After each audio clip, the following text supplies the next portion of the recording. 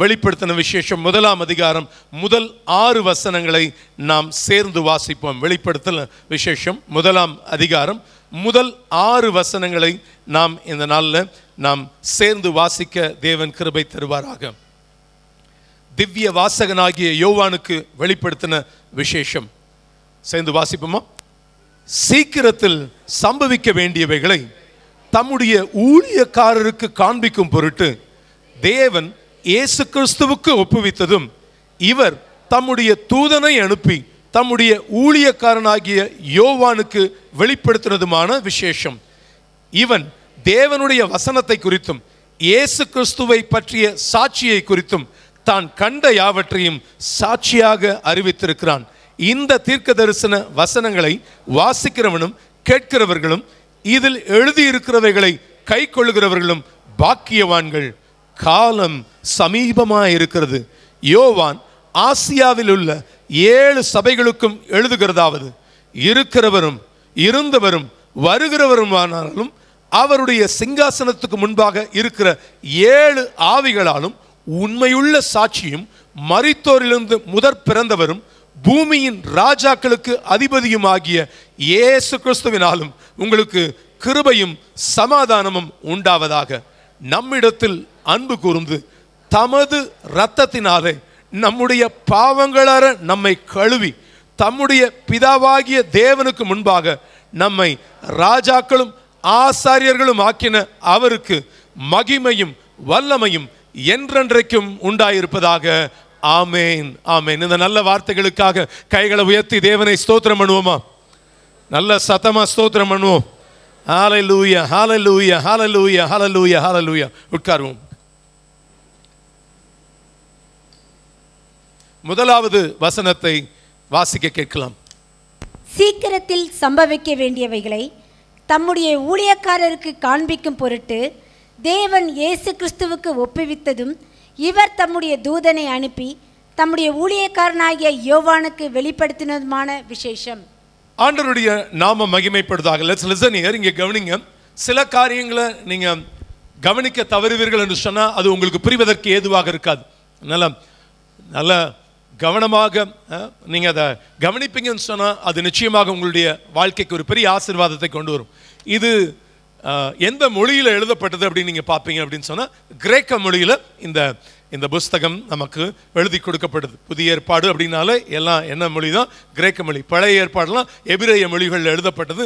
ஆனால் அந்த நாட்களில் இயேசுக்கு இது யார் மூலமாக எழுதப்பட்டது? இது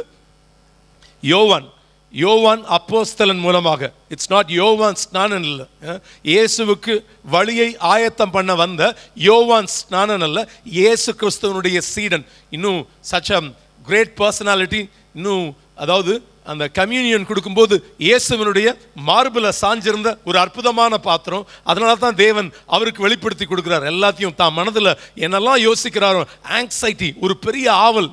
எங்கேயோ ஒரு டூருக்கு போகிறோன்னா எவ்வளவு சந்தோஷப்படுவோம், என்ன ஒரு ஆனந்தம். பிள்ளைங்களாம் ரொம்ப அப்போ என்னெல்லாம் தெரியுமா அங்கே இருக்குது அப்படின்னு சொல்லி அப்படி ஆண்டவர் நடக்க போகிறவைகளை என்ன பண்ணுறாருன்னா அதெல்லாம் சொல்லி கொடுக்குற பகுதியாக இதில் நம்ம பார்க்கும் பொழுது பார்க்குற காரியமாக காணப்படுது இது. ஆனால் இயேசு கிறிஸ்துவும் அந்த அவர் ஊழியம் செய்த அந்த 2000 ஆண்டுகளுக்கு முன்பாக நீங்கள் பார்க்கும் பொழுது அவங்க பேசிக்கிட்ட மொழி என்னன்னா அரமிக் மொழியில் தான் என்ன பண்ணுறாங்க, பேசுகிறாங்க. எழுதப்பட்டது எதில் எழுதப்பட்டிருக்கு? கிரேக்க மொழியில் எழுதப்பட்டிருந்தாலும் அவங்க பேசுகிற லாங்குவேஜ் அது என்ன லாங்குவேஜ்னா அரமிக் மொழியில் தான் அவர்கள் பேசுகிற வார்த்தைகள். கர்த்தருடைய நாம மகிமைப்படுவதாக. இன்னும் இவரை குறித்து நம்ம சொல்லலாம் அப்படின்னு சொல்கிறதா இருந்தால், இயேசு கிறிஸ்துவனுடைய சீஷர்கள்லேயே அதிகமான வருஷம் உயிரோட வாழ்ந்தவர் யார் தான்? இந்த அப்போஸ்தலனாகிய யோவான் தான். மற்றவர்கள் அனைவரும் சீக்கிரத்தில் மரித்து போனார்கள் இல்லை, எல்லாத்தையும் என்ன பண்ணிட்டாங்கன்னா they killed like anything. எல்லாரையும் என்ன பண்ணாங்கன்னா அது பயங்கரமான ஒவ்வொருவருடைய வாழ்க்கையும் ஒவ்வொரு விதமான சாட்சிகள். ஆனால் இவரை என்ன பண்ண முடியல, கொதிக்கிற எண்ணெய் கொப்பரையில் தூக்கி போடுறாங்க. அங்கே ஒருத்தங்களை சாத்ராக், மெஷாக், ஆபேத் நெகோ, அந்த 3 பேருக்கு அவங்க சாதாரணமாக சாவக்கூடாது, அவங்க துடிக்கிறது இதுவரைக்கும் இல்லாத விதத்தில் மேசிவாக இருக்கணும்னு சொல்லி 7 மடங்கு அக்கினி ஆக்கினாங்க. அதை போல் 7 மடங்கு எண்ணெயை சூடாக்கி உள்ளே போட்டாலும் அவர் நல்ல ஆயில் பாத் எடுத்துட்டு நல்லா குளிச்சு வந்த மாதிரி அப்படி வர்றாரு. அப்படி திடகார்த்தமாக வர்றாரு. நொந்து போயிடுறாங்க. இவங்க என்ன பண்ணுறதுனே தெரில. அதனால் சாவுக்கு எதுவான விஷம் கொடுத்தாலும் அவர் என்ன பண்ண முடியல, சாகடிக்கவும் முடியல. அதனால தான் என்ன பண்ணுறாங்க, அவரை நாடு கடத்துகிறார்கள். அங்கே பத்மு என்னும் தீவில் அவர் என்ன பண்ணப்படுகிறார்னா, இந்த பகுதியில் அதாவது 100 years இயேசு கிறிஸ்து பிறந்து 100வது வருஷத்தில் எழுதப்பட்ட புஸ்தகம் இது. இந்த அப்போஸ்தலனாகிய யோவானுக்கு வெளிப்படுத்தின விசேஷம் 100th year. அப்போ இந்த மாதிரி இதை குறித்து நிறையா காரியங்களை நம்ம சொல்லும்போது சொல்லலாம். இப்போ நீங்கள் அந்த 1வது அதிகாரத்தை இவர் எங்கே ஊழியம் செஞ்சுக்கிட்டு இருந்தாருன்னா, ஆக்சுவலி ஊழியம் செஞ்சுட்டு இருந்த பகுதி எபேசு என்கிற பட்டணத்தில் அவர் ஊழியம் செய்து கொண்டிருந்தார். இப்போ அந்த 1வது அதிகாரத்தை முதல் வசனத்தை மறுபடியும் ஒரு தடவை வாசிக்கலாம். சீக்கிரத்தில் சம்பவிக்க வேண்டியவைகளை. போதும் எல்லாரும் இந்த வார்த்தையை சொல்லுங்க பாப்போம். இன்னும் ஒரு விசை, சீக்கிரத்தில் சம்பவிக்க வேண்டியவைகளை. சீக்கிரத்தில் ஒரு காரியம் நடக்க போகுது. சீக்கிரத்தில் சம்பவிக்க வேண்டியவைகளை யாருக்கு வெளிப்படுத்துறாரு?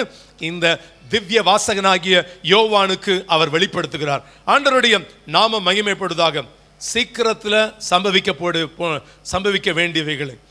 அப்போ இயேசு கிறிஸ்துவனுடைய வாயிலிருந்து வருகிற அடிக்கடி வந்த வார்த்தை என்ன? மனம் திரும்புங்கள், பரலோக ராஜ்யம் சமீபமா இருக்குது. இப்போ இவர் இந்த ரைட்டப்பை எழுதும்போது இயேசு கிறிஸ்து பிறந்து என்னவாயிருச்சு? 100 years ஆயிடுச்சு. அவர் அந்த டைம்ல இருந்து எழுதுறார். அந்த டைம்ல சீக்கிரத்தில் சில காரியம் என்ன பண்ண போது சம்பவிக்க போகிறதுன்னு அவர் எழுதுகிறார்.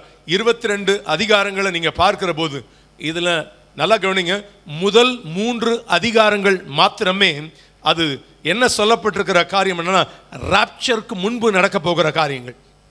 இயேசு கிறிஸ்துவனுடைய அதாவது சபை எடுத்துக்கொள்ளப்படுவதற்கு ரகசிய வருகை, அவருடைய அதாவது சபை எடுத்துக்கொள்ளப்படுவதற்கு முன் நடக்க போகிற விஷயங்கள் இந்த 3 அதிகாரத்தில் தான் இருக்குது. 4வது அதிகாரத்திலிருந்து 22ஆம் அதிகாரம் வரைக்கும் இருக்கிற சம்பவங்கள் எல்லாமே எப்போ நடக்கும் அப்படின்னு சொன்னா, ராப்சர் முடிஞ்சு, அதாவது ரகசிய வருகைக்கு பின்பு நடக்க போகிற காரியங்கள். அது இப்போ உங்களுக்கும் எனக்கும் என்ன பண்ண முடியாது, இந்த சீசனுக்குரிய காரியங்கள் கிடையாது. அதாவது சபை அவருடைய திடீரென்று வரும்போது 2 பேர் விளையாண்டு கொண்டிருப்பாங்க, ஒருவன் எடுத்துக்கொள்ளப்படுவான். 2 பேர் மாவரைத்துக் கொண்டு இருப்பாங்க, ஒருவர் எடுத்துக்கொள்ளப்படுவான். அந்த காரியங்களை நீங்க பகுதிகளில் நீங்க வாசித்து பார்க்கிற போது அந்த ராப்சர் திடீர்னு ஒரு நாள் வரும். இது நடந்த பிறகு சபை எடுத்துக்கொள்ளப்பட்ட பின் அந்த சபைக்கு எப்போ இங்க உட்கார்ந்து இருக்கிற ஒரு கூட்ட ஜனம், இந்த சபை உட்கார்ந்து இருக்கு அப்படின்னா, இது எடுத்துக்கொள்ளப்பட்ட பிறகு அங்க என்ன நடக்க போகுது, பரலோகத்துல என்ன நடக்க போகுது, இந்த சீன்லாம் தான் எதில் எழுதப்பட்டிருக்குது? 4வது அதிகாரத்துக்கு பின்னாடி எழுதப்பட்டிருக்கிறது எல்லாமே இப்போ ஏதோ அங்கங்க உலகத்துல நடந்துகிட்டு இருக்குது என்பதல்ல. ஆனா அடையாளங்களை நம்ம பார்க்கும் பொழுது வெவ்வேறு விதத்துல நமக்கு வேதாகமம் நமக்கு சொல்லப்பட்டிருக்கு. பட் சபை எடுத்துக்கொள்ளப்பட்ட பின் அந்த சபைக்கு பரலோகத்தில் என்ன நடக்க போகிறது? இந்த பூமியில் மீதியா இருப்பாங்க பார்த்தீங்களா, கைவிடப்பட்ட ஜனங்கள், அவங்களுக்கு இங்க என்ன நடக்க போகுது? இஸ்ரவேலருக்கு என்ன பண்ண போகுது? இஸ்ரவேல் தேசத்தில் என்ன நடக்க போகுது? அந்த கிறிஸ்துவுக்கு என்ன நடக்க போகிறது?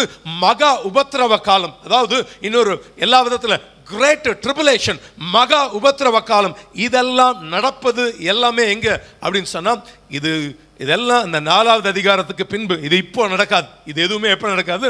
இப்போ நடக்கிற ஒரு சீன் கிடையவே கிடையாது. ஆண்டவருடைய நாம மகிமைப்படுவதாக. இன்னும் சிலர் பார்த்தீங்கன்னா அதுக்கு லைக் போட்டுக்கிட்டு இருப்பாங்க, இல்லை கமெண்ட் போட்டுக்கிட்டு இருப்பாங்க. அதாவது யூடியூப்ல இன்னைக்கு பலவிதமான அதாவது டெக்னாலஜியினுடைய உயர்வுகள் வந்துருச்சு.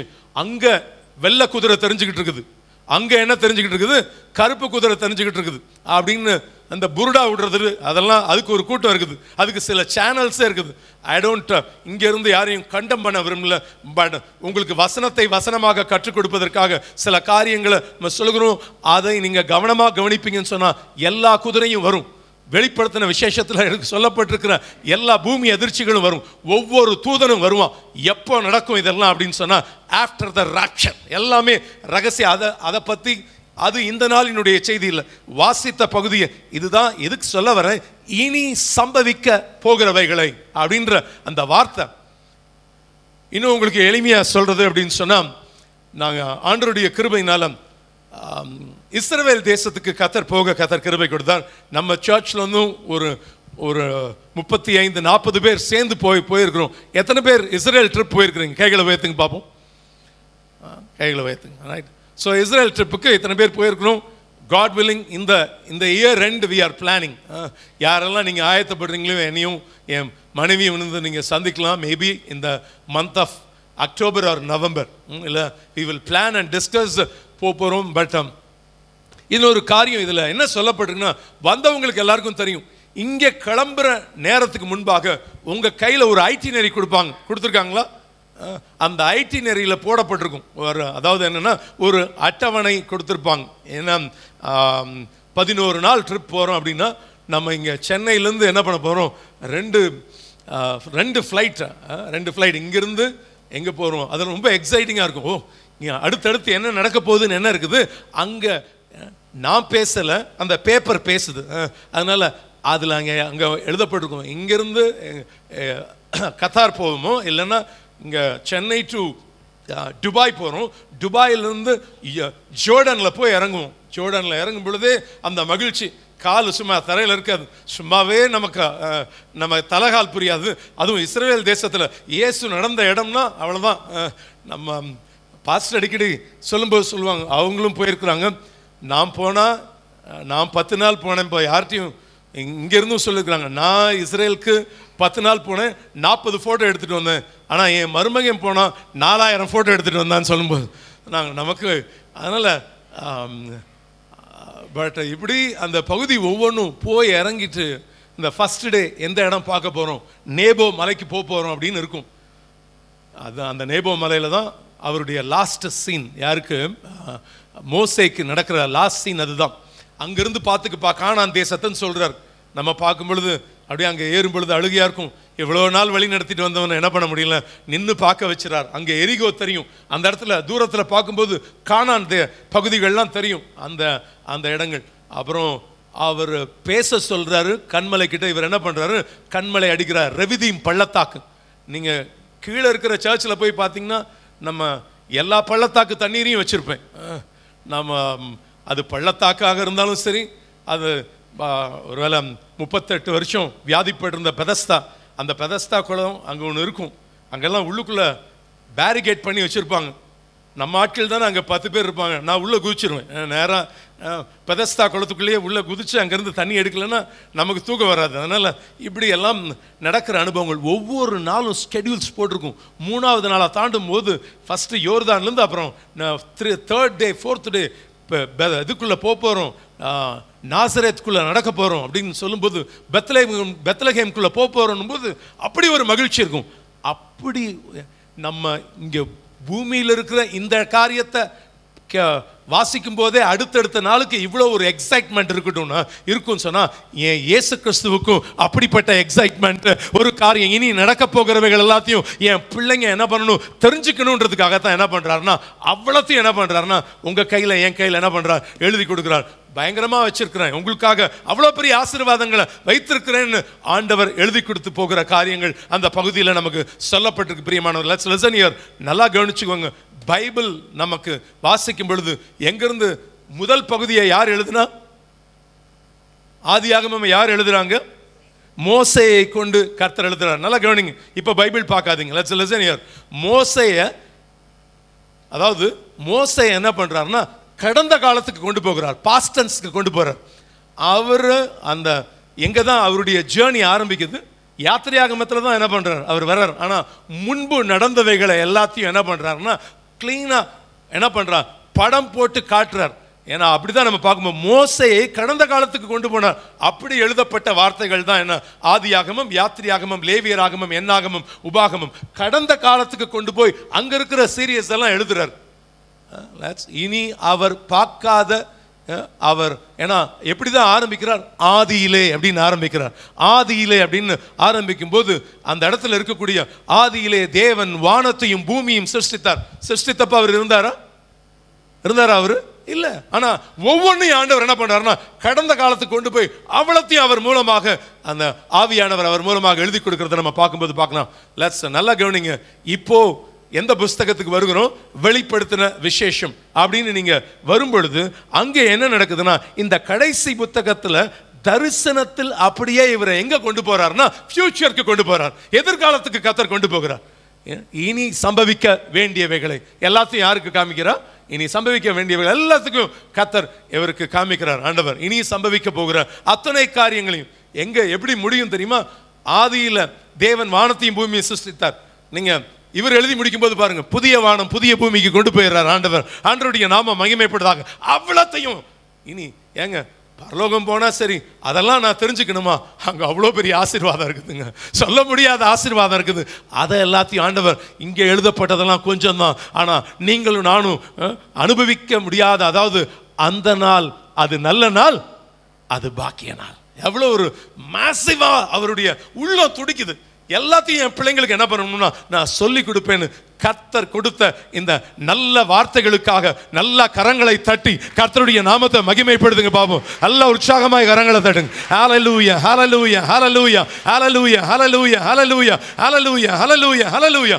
ஆண்டவருடைய நாம மகிமைப்படுவதாக. இனி சீக்கிரத்தில் சம்பவிக்க போகுதுங்க இதெல்லாம். வெரி சூன் இது என்ன பண்ண போகுது? இதெல்லாம் நடக்க போகிற காரியம். பக்கத்தில் பார்த்து சொல்லுங்க பார்க்கலாம், சீக்கிரம் சம்பவிக்க போகுது, ரெடியா இருங்க. எந்த நேரத்தில் வேணாலும் அது நம்ம பாடுவோம், விடியற் காலையிலோ சாயங்காலத்திலோ நடு ஜாமத்திலோ எந்த நேரத்தில் வேணாலும் நடக்கும். மணவாளன் கிறிஸ்து இயேசு வருகின்றாரு, மணவாட்டி சந்திக்க நீ ஆயத்தமா? ஆயத்தப்படு சகோதரா சகோதரியே. So excitement. ஆண்டவருடைய நாம மகிமைப்படுவதாக. எல்லா நிலைகளில் அப்படிப்பட்ட ஒரு நல்ல நாள். அதுதான் இந்த இடத்துல யோவானுக்கு ஆண்டவர் எல்லாத்தையும் வெளிப்படுத்தி காமிக்கிறார். சீக்கிரத்தில் சம்பவிக்க வேண்டியவைகளை சீக்கிரத்தில் நடக்க போகுது. சில காரியங்கள் எல்லாம் நடக்க போகுது. எப்போ? எல்லா நிலைகளில் அந்த காரியங்களை தேவாவியானவர் உங்களுக்காக எனக்காக கர்த்தர் என்ன பண்ணுகிறார்னா இவர் மூலமாக கர்த்தர் வெளிப்படுத்துகிறார். ரைட்டா? அந்த சீக்கிரத்தில் சம்பவிக்க வேண்டியவைகளை வாசிங்க. தம்முடைய ஊழியக்காரருக்கு காண்பிக்கும் பொருட்டு. போதுங்க. இரண்டாவது காரியம் யாருக்கு காண்பிக்கும் பொருட்டு? எல்லாரும் அந்த வார்த்தையை சொல்லுங்க. தம்முடைய, அந்த வார்த்தையை சேர்த்து சொல்லுங்க. தம்முடைய ஊழியக்காரருக்கு காண்பிக்கும் பொருட்டு. That's number 2. இரண்டாவது காரியம் தம்முடைய ஊழியக்காரருக்கு காண்பிக்கிறார் அந்த காரியத்தில். இது யாருக்கு எழுதப்பட்டது அப்படின்னு சொன்னா, யாருக்கு எழுதப்பட்டது? பிள்ளைகளுக்கு எழுதப்பட்டிருக்கா இல்ல விசுவாசிகளுக்கு எழுதப்பட்டிருக்கா? யாருக்கு எழுதப்பட்டிருக்கு? சத்தமா சொல்லுவோம். யாருக்கு எழுதப்பட்டிருக்குங்க? ஊழியர்களுக்கு அப்படின்னு சொல்லி, ஊழியக்காரருக்கு அப்படின்னு சொல்லப்பட்டிருக்கு.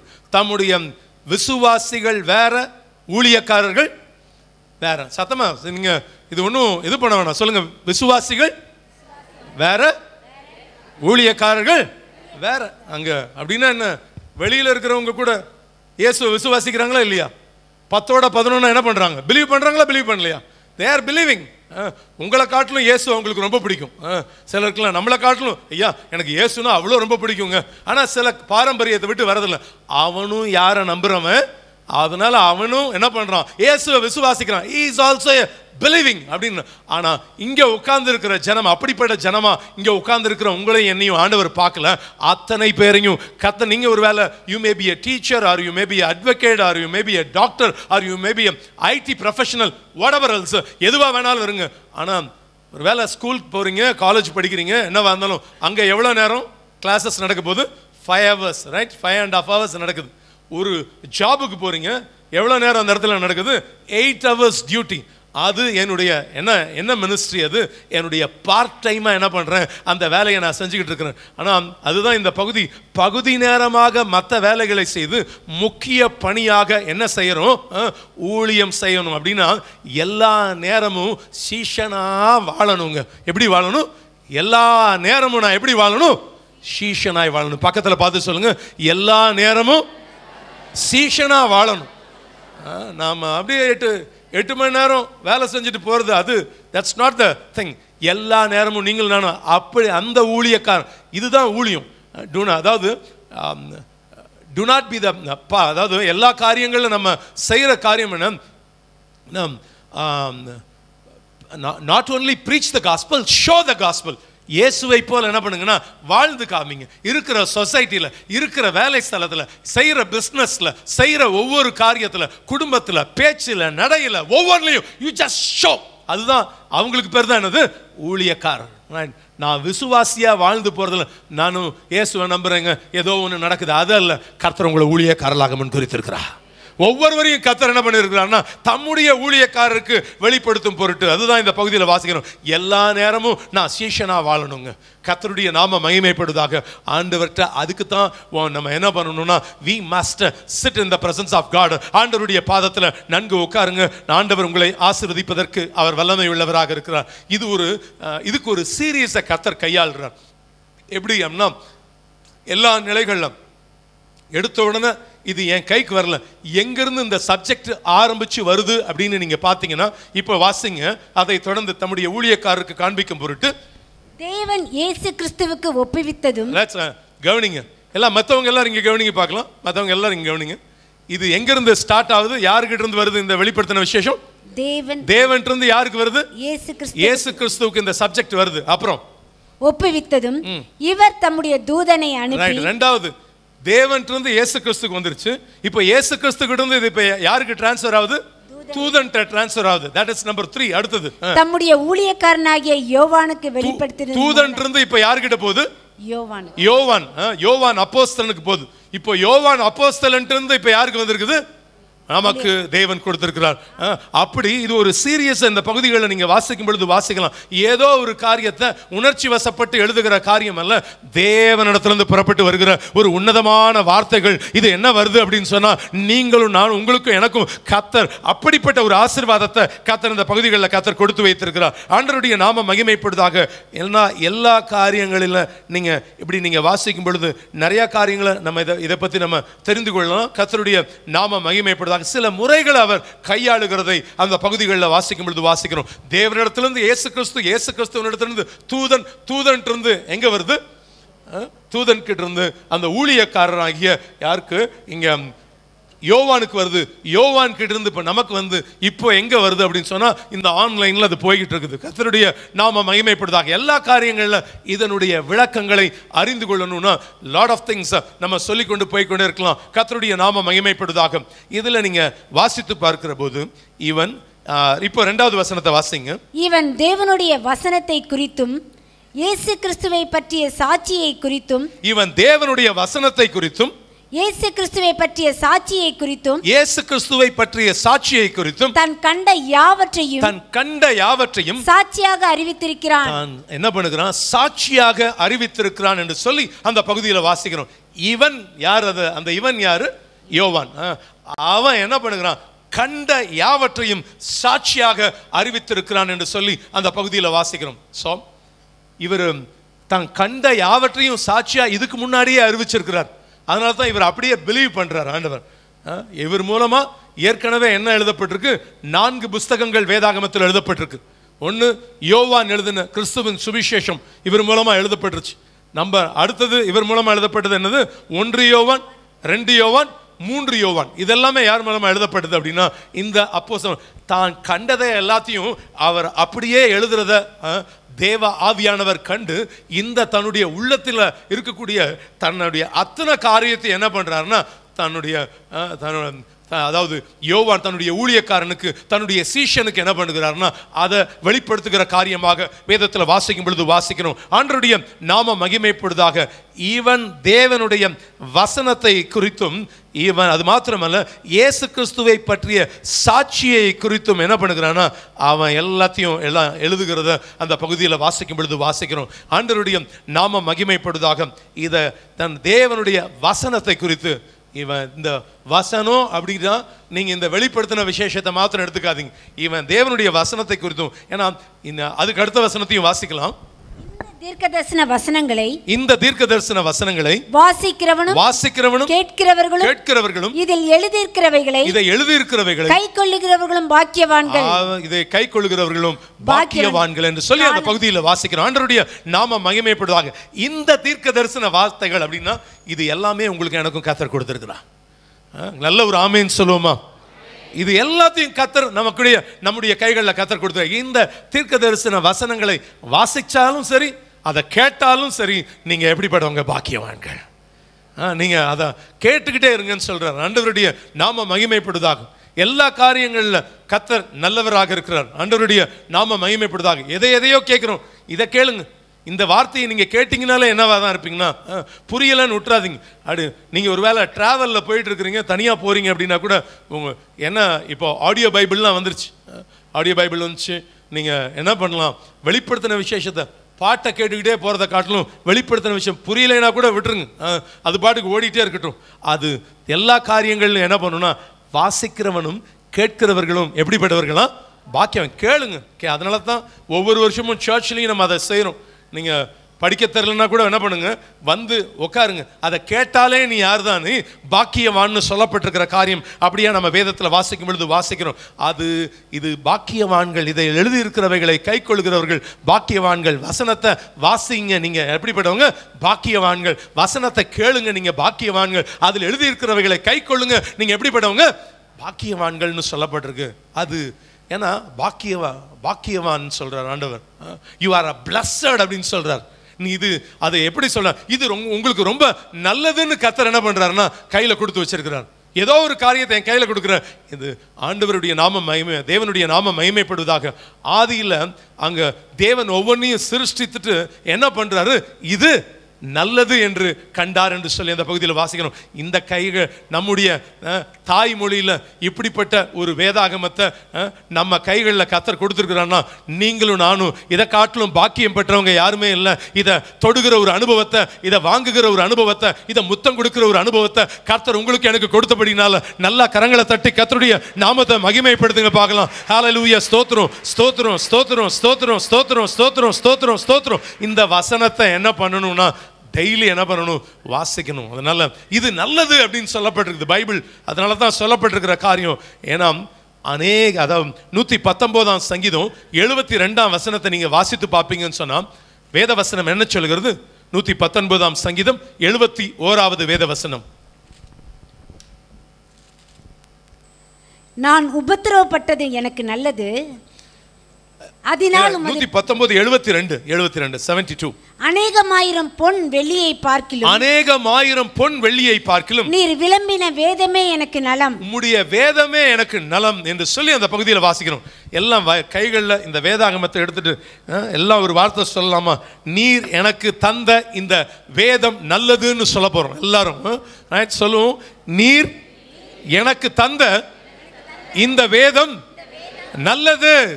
அந்த வசனத்தை மறுபடியும் சேர்ந்து சொல்லலாமா, அநேகமாயிரம். சொல்லுங்க, அநேகமாயிரம். என் பேங்க் லாக்கர்ல இருக்கிற ஒருவேளை 500 பொண்ணை காட்டல, 500 சவரன் பொண்ணா, இல்ல 500 கிலோ பொண்ணா, இல்ல 100 கிலோ பொண்ணா தெரியல, அநேகமாயிரம். அதான் அவர் அங்க எழுதுறார், எல்லா பொண்ணா காட்டிலும். அதுதான் அங்க சங்கீதக்காரன் எழுதும் போது அநேகமாயிரம். சொல்லுங்க, பொன் வெள்ளியை பார்க்கிலும் நீர் எனக்கு விளம்பின கொடுத்த இந்த வேதம் நல்லது. கரங்களை தட்டி கர்த்தருடைய நாமத்தை மகிமைப்படுத்துங்க பாப்போம். ஹல்லேலூயா ஹல்லேலூயா ஹல்லேலூயா ஹல்லேலூயா ஹல்லேலூயா ஹல்லேலூயா ஹல்லேலூயா ஹல்லேலூயா ஹல்லேலூயா. இந்த வசனம் எனக்கு நல்லது, கர்த்தருடைய நாமம். அதனால தான் எழுதுறாரு அநேகமாயிரம். பேங்க் லாக்கர்ல இல்ல ஒரு பவுனா இதை 7000 ரூபாய் கிடைக்குதுன்னு ஒரு காய்ஸா, ஒரு கிராம், ஒரு கிராம், ஒரே ஒரு கிராம்ல ஏதோ ஒரு ஆஃபீஸில் கொடுத்தாங்க அப்படின்னா, அப்படி கொடுக்குறாங்கன்னா அது மாத்திரம்தான் பேங்க் லாக்கரில் இருக்கா? வடவரல்ஸ் என்ன வச்சுருந்தீங்கனாலும் ஆயிரமான காரியங்களை இந்த உலகத்தில் நீங்கள் சொத்தா சேர்த்து வச்சுருந்தாலும் அதையெல்லாம் காட்டிலும் இந்த வேதம் ரொம்ப நல்லதுங்க. இந்த தீர்க்கதரிசன வசனம் ரொம்ப நல்லதுன்னு வசனம் சொல்லப்பட்டிருக்குது. இந்த வசனத்தை ஹல்லேலூயா ஸ்தோத்திரம். இந்த உலகத்தில் நீங்கள் யோசிக்க வேணாம். டாடா பிர்லா இருக்கிறான், இல்லை எந்தெந்த மக்களும் இருக்கிறாங்க, எவ்வளோ பெரிய கோடீஸ்வரர்கள்லாம் இந்த உலகத்தில் இருக்கலாம். நான் சொல்லுவேன், அவனை காட்டிலும் என் கையில் இருக்கக்கூடிய இந்த கோடீஸ்வரத்தை கர்த்தர் என் கையில் கொடுத்துருக்கிறார். பார்த்தீங்களா? நல்லா கரங்களை தட்டி கர்த்தருடைய நாமத்தை மகிமைப்படுத்துங்க. ஹல்லேலூயா ஸ்தோத்திரிக்கிறோம். எத்தனை கோடிகள் கொடுத்தாலும் இது கொடுத்த ஒரு ஆசீர்வாதத்தை இந்த உலகத்தில் எதுவும் எனக்கு கொடுக்க முடியாது பிரியமானவர்களே. அங்க வச்சிருக்கிறார், அதெல்லாம் தான் இதில் எழுதி வச்சிருக்கிறார். அந்த தீர்க்கதரிசன வார்த்தைகள் தான் என்ன பண்ணிருக்கிறான்னா எழுதி வச்சிருக்கான். உங்களுக்கு இப்படியெல்லாம் செஞ்சு வச்சிருக்கிறேன் அப்படின்னு எழுதுறார். ஒவ்வொன்றும் சோ எக்ஸைட்மெண்ட், அவ்வளோ பெரிய ஆசீர்வாதத்தை கர்த்தர் என்ன பண்ணியிருக்கிறார்னா எழுதி வச்சிருக்கிறார். இன்னைக்கு 6 வசனம் தான். ஆனால் சிலர் இயேசு நம்ம வெவ்வேறு விதமாக பார்த்துக்கிட்டு இருக்கிறோம். ரொம்ப பரிதாபமாக கையில் இது இருந்துச்சு ஹோல்ஸோ, ஆனால் அதுக்கு பிறகு எழுதுறாரு அவர் தலை எப்படி இருக்குது, அவருடைய பாதை எப்படி இருக்குது. அந்த சப்ஜெக்டுக்கெலாம் வந்தால் எத்தனை ஆல்நைட் ப்ரேயரோ தெரியாது. நான் அப்படி நம்ம பேசிகிட்டே போகலாம், அவ்வளவு காரியம். இன்னைக்கு இந்த ஆறு வசனத்தையே தொட முடியுமான்னு தெரில. பட் ஏன்னா அவ்வளவு காரியங்களை, அவ்வளவு ரகசியங்களை கத்தர் அந்த பகுதிகளில் கத்தர் நம்ம உங்களுக்கும் எனக்கும் கத்தர் கொடுத்துருக்கிறார். ஏன்னா அநேகமாயிரம் பொன் வெள்ளியை காட்டிலும் நீர் கொடுத்த இந்த வேதம் என்னது, இந்த தீர்க்க தரிசன வசனத்தை வாசிக்கும் போது அது என்னவாகுது, நான் பாக்கியவான்னு சொல்றாரு. இன்னொரு இடத்துல நீங்க வாசிச்சு பார்ப்பீங்கன்னா 63ஆம் சங்கீதம் 3ஆம் வசனத்தை நீங்க வாசித்து பார்ப்பீங்கன்னா வேத வசனம் நமக்கு என்ன சொல்கிறது, ஜீவனை பார்க்கிலும் ஜீவனை பார்க்கிலும் உமது கிருபை நல்லது, உம்முடைய கிருபை நல்லது, என் உதடுகள் உம்மை துதிக்கும், என் உதடுகள் உம்மை துதிக்கும் என்று சொல்லி அந்த பகுதியில் வாசிக்கும் பொழுது வாசிக்கணும். ஜீவனை பார்க்கிலும் சொல்லுங்க பார்க்கலாம், என் ஜீவனை பார்க்கிலும் உம்முடைய கிருபை நல்லது. இந்த ஜீவனை பார்க்கிலும் அவருடைய கிருபை நல்லது. இந்த ஜீவன் ஏன்னா வெளியில நடிச்சுட்டு போயிடும், மற்றவங்கெல்லாம் ஏமாத்திடும். ஆனா நான் ஏமாத்துறேன்னு நான் தெரிஞ்சும் நீங்கள் என்னைய பிலீவ் பண்ணலாம், ஆனால் நான் எப்படிப்பட்டவன்னு அவருக்கு தெரியும். ஆனால் அப்படிப்பட்ட என்னுடைய உள்ளுணர்வுகளை அறிஞ்சாலும் எனக்கு கிருபையை தந்து இன்னைக்கு வரைக்கும் கர்த்தர் நடத்தி கொண்டு வருகிறார். பார்த்தீங்களா? நல்லா கரங்களை தட்டி கர்த்தருடைய நாமத்தை மகிமைப்படுத்துங்க பார்க்கலாம். நல்லா உற்சாகமாக கரங்களை தட்டும். ஐ கேன் ஈஸியாக உங்களை ஏமாத்திட்டு போயிடலாம், ஆனால் எல்லா காரியங்களும். ஆனால் இந்த அப்படி யோசிக்கிற இந்த ஐசக்கூடிய ஜீவனை பார்க்கலாம் அவருடைய கிருபை நல்லது. எல்லா நிலைகள்ல எவ்வளவோ ஏமாத்திரலாம் ஆண்டவரை. நான் ஏமாத்துறேன்னு தெரிஞ்சும் இன்னும் எனக்கு அந்த கிருபை என்ன பண்ணியிருக்கிறாருன்னா என்னை விட்டு தள்ளாதபடிக்கு எனக்கு இன்னைக்கு வரைக்கும் கர்த்தர் கொடுத்துக்கிட்டு இருக்கிறாரு. அப்படிப்பட்ட ஒரு பரிசுத்தமான தேவனை எத்தனை தடவை கரங்களை தட்டினாலும் போதாது. கரங்களை தட்டி கர்த்தருடைய நாமத்தை மகிமைப்படுத்தும். ஜீவனை பார்க்கிலும் உங்க கிருபை மேலானது, இவ்வாழ்க்கையை பார்க்கிலும் உங்க கிருபை மேலானது. சொல்லுவோம், ஜீவனை பார்க்கிலும் உங்க கிருபை மேலானது, இவ்வாழ்க்கையை பார்க்கிலும் உங்க கிருபை மேலானது, கிருபை மேலானது, உங்க கிருபை மேலானது, கிருபை மேலானது, உங்க கிருபை மேலானது. சொல்லுவோம், கிருபை மேலானது. ஹல்லேலூயா. ஓ, கிருபை மேலானது, உங்க கிருபை மேலானது. போக்கிலும் வரத்திலும் என்னை காத்தது கிருபையே, கால்கள் இடராமல் என்னை காத்ததும் கிருபையே. போக்கிலும் வரத்திலும் என்னை காத்தது கிருபையே, என் கால்கள் இடராமல் என்னை காத்ததும் கிருபையே. சொல்லுவோம், கிருபை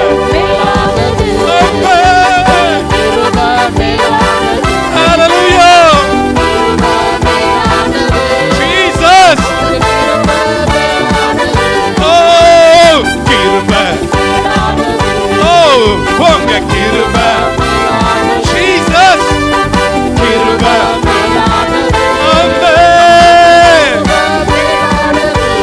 சொல்லுவோம், பலவீன நேரங்களில் உன் கிருபை பலனானதே, சோர்வற்ற வேளைகளில் உன் கிருபை என்னை தாங்கிற்று. பலவீன கரங்களை தட்டி, ஓ என் பலவீன நேரங்களிலே சோர்வற்ற வேளைகளில் கிருபை என்னை தாங்கிற்று. கிருபை மேலானதே, கிருபை மேலானதே, கிருபை மேலானதே, உங்க கிருபை. ஓ, கிருபை மேலானதே, உங்க கிருபை ஜீசஸ். உங்க கிருபை மேலானதே. கரங்களை தட்டி தேவநாமத்தை மகிமைப்படுத்துவோமா? நல்ல உற்சாகமா கரங்களை தட்டுவோம். அவருடைய கிருபை மேலானது. இந்த வேதம் இல்லை அப்படின்னு சொன்னா அந்த கிருபையை பத்தி நம்ம அறிஞ்சிருக்க முடியாது. இந்த தீர்க்க தரிசன வசனத்தை வாசிக்கிறவனும் கேட்கிறவர்களும் அதில் எழுதியிருக்கிறவைகளை கைக்கொள்ளுவர்களும் பாக்கியவான்கள். நேரத்தை கருதாமல் பைபிள் எடுத்துருங்க. ஒவ்வொரு நாளும் அந்த கிருபை உங்களோடு கூட வரும். அந்த நாள் முழுமையாக அந்த புதிய கிருபையை நீங்கள் அனுபவிங்க.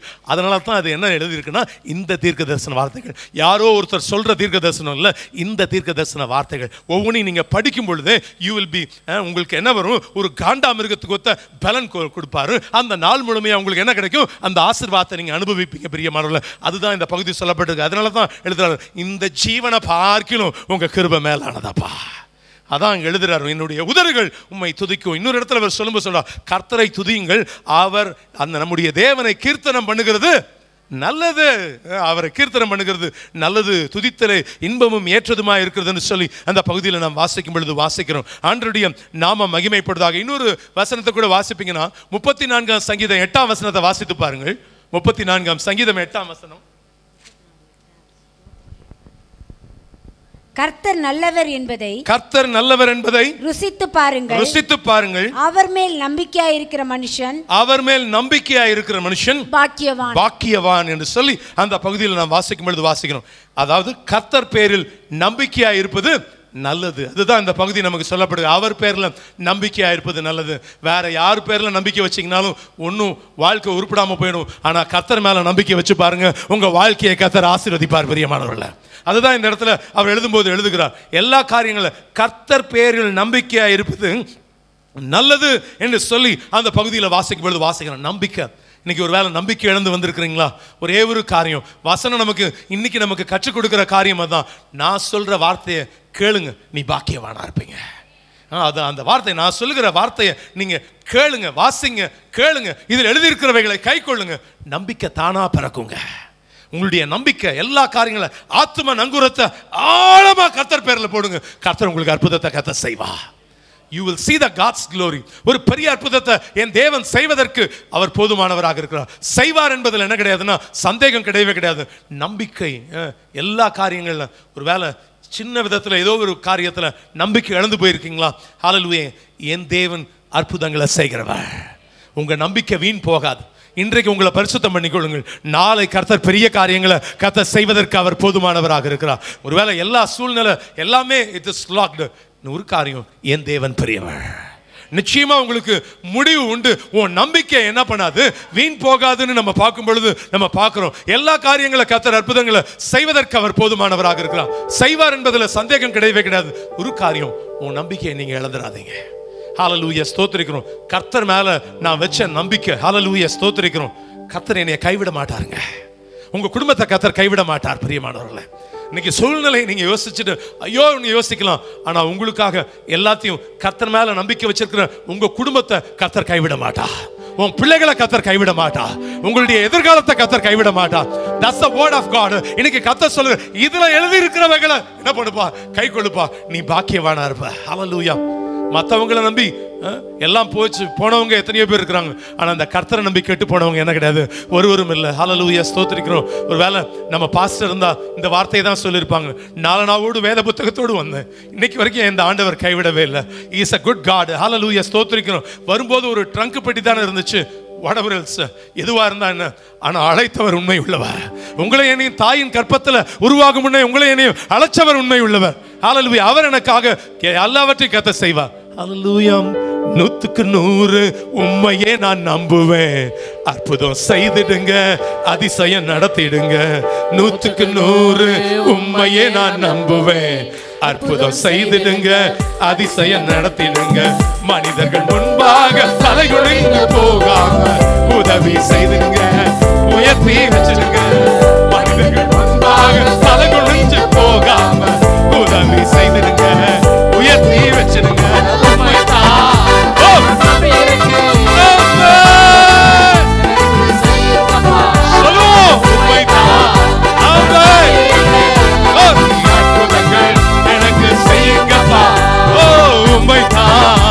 நான் நம்பி இருக்கேன், அற்புதங்கள் எனக்கு செய்யுங்கப்பா. உண்மைதான், நான் நம்பி இருக்கேன், அற்புதங்கள் எனக்கு செய்யுங்கப்பா. ஆராய்ந்து முடியாத அதிசயங்கள் செய்பவர், அற்புதம் செய்திடுங்க, அதிசயம் நடத்திடுங்க. ஆராய்ந்து அற்புதங்கள் செய்பவர், அற்புதம் செய்திடுங்க, அதிசயம் நடத்திடுங்க, ரெடிப்பான நன்மைகளை தருவேன் என்று சொன்னீங்க. இன்னைக்கு தந்திருங்க, இப்பவே தந்திருங்க, ரெடிப்பான நன்மைகளை தருவேன் என்று சொன்னீங்க. இன்னைக்கு தந்திருங்க, இப்பவே தந்திருங்க. உண்மைதான் நான் நம்பி இருக்கேன். ஓ அற்புதங்கள் எனக்கு செய்யுங்கப்பா.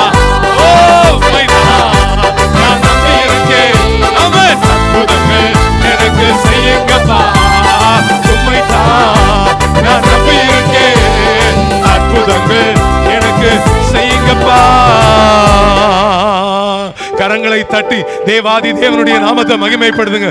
ஹல்லேலூயா, ஹல்லேலூயா, ஹல்லேலூயா, ஹல்லேலூயா, ஹல்லேலூயா. கர்த்தர் நிச்சயமா உங்களுக்கு ஒரு அற்புதத்தை கர்த்தர் செய்வா. ஹல்லேலூயா, ஸ்தோத்திரிக்கிறோம். நிச்சயமா கர்த்தரை நம்புற உங்களை கர்த்தர் கைவிட மாட்டா. இந்த தீர்க்கதரிசன வசனங்கள் உங்களை கைவிடாத பிரியமானவர்களே. ஹல்லேலூயா, ஸ்தோத்திரிக்க. இந்த வார்த்தைகள் உங்களை என்ன பண்ணுவோம்? அதனால தான் யோவான் அப்போஸ்தலன் எழுதும்போது எடுத்த உடனே ஏன் இதெல்லாம் எழுதணும் அப்படின்னா, இதில் எழுதியிருக்கிறவைகளை கை கொள்ளுப்பா, அவ்வளோதான். நம்பிக்கை தானா பறக்கும். நான் வாசிக்கிறது சர்ச்சுக்கு வந்த பிறகு, அதுக்கு பிறகு நான் என்ன பண்ணுறது இல்லை. அடுத்த வாரம் வரும்போது இந்த பைபிள் எடுக்கிறேன்னா என்னன்னு தெரில. அப்படிப்பட்ட குடும்பங்கள் உண்டு. பட் நெவர்தலெஸ் இந்த வசனத்தை ஒவ்வொரு நாளும் கையில் எடுங்க. ஹல்லேலூயா. இது உங்களுக்கு ஒரு புதிய நம்பிக்கையை கொடுக்கும். உன் லைஃப்பில் ஒரு புதிய அத்தியாயத்தை உன் வாழ்க்கையில் புதிய மாதத்தில் நீங்கள் பார்ப்பீங்க.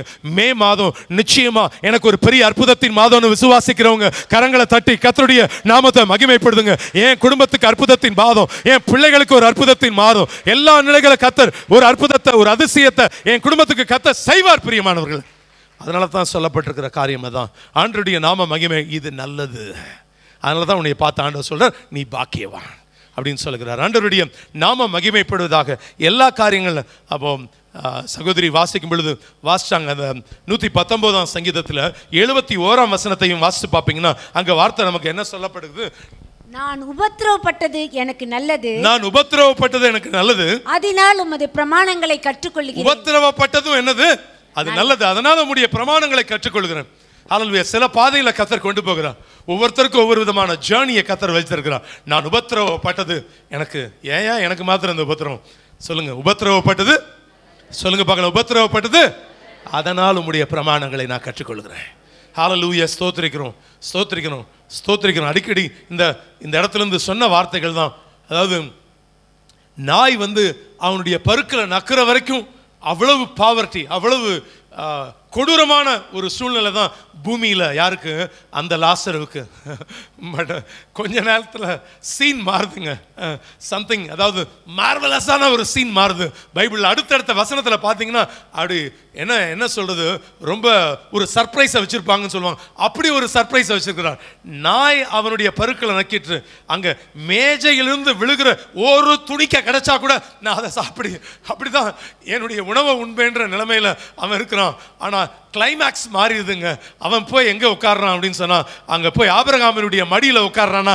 அந்த ஒரு ஸ்தானத்தை கர்த்தர் உங்களுக்கும் எனக்கும் கர்த்தர் வச்சிருக்கிறானா, இதை விட ஒரு பெரிய பாக்கியம் இந்த உலகத்துல இல்லைன்னு சொல்றவங்க கரங்களை தட்டி கர்த்தருடைய நாமத்தை மகிமைப்படுத்துங்க பார்ப்போம். நல்ல உற்சாகமா கரங்களை தட்டுவோம். What a mighty God we serve. அப்படிப்பட்ட ஒரு ஆசீர்வாதத்தை கர்த்தர் வைத்திருக்கிறார். ட்ரெமெண்டஸான ஒரு பெரிய ஆசீர்வாதத்தை என் குடும்பத்துக்கு கர்த்தர் என்ன பண்ணியிருக்கிறான்னா வைத்திருக்கிறார் பிரியமானவர்கள். அதுதான் இந்த பகுதி நமக்கு சொல்லிக் கொடுக்கிற காரியம். அதுதான் நான் உபத்திரவப்பட்டது என்னது? அது நல்லது. ஹல்லேலூயா. ஸ்தோத்திரிக்கிறோம். கர்த்தருடைய நாமம் மகிமைப்படுவதாக. சூழ்நிலைகள், பலவிதமான சூழ்நிலைகள் அப்படியே நெருங்கி ஒடுங்கி போய் உட்கார்ற நிலையில் ஆண்டவர் சொல்றார் அது நல்லது. ஹல்லேலூயா. சில காரியங்களை எல்லா நிலைகளில் அவருடைய காரியங்களுக்கு நம்ம ஒப்புக் கொடுக்கும் பொழுது கர்த்தர் காரியங்களை நடப்பிப்பதற்கு என் தேவன் அவர் போதுமானவராக இருக்கிறார். வார்த்தை நமக்கு தான் சொல்லப்பட்டிருக்குது. 73ஆம் சங்கீதம் 28வது வசனம் நமக்கு என்ன சொல்கிறது? 73ஆம் சங்கீதம் 28வது வேத வசனம். அவர்கள் சீர்கெட்டு போய் அகந்தையாய் கொடுமை பேசுகிறார்கள்.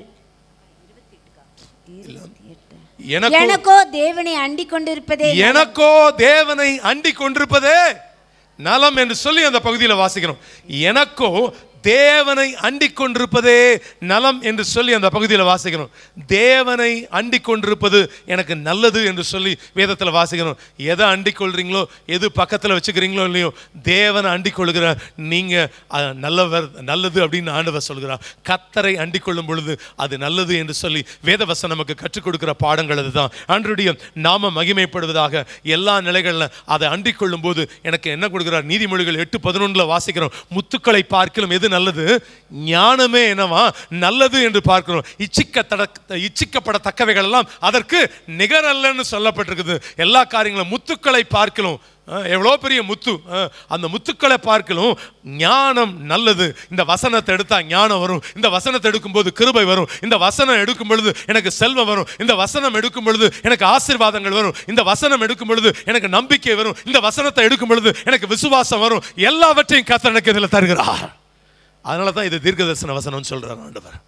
எல்லா காரியங்கள், அதனால எல்லா வசனத்தையும் 31,104 வசனத்தையும் வாசிக்கணும்.